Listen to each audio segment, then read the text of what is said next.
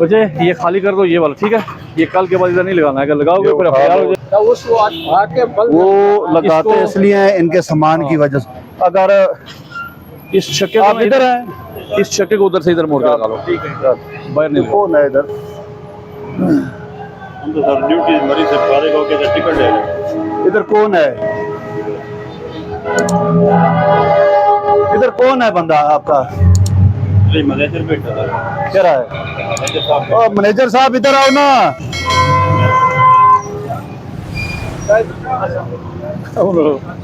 माशाल्लाह, पता ही नहीं है। पानी सर से ऊपर हो गया और आपको इल्म ही नहीं है, हैं? पानी सर से ऊपर हो गया और आपको पता ही नहीं है।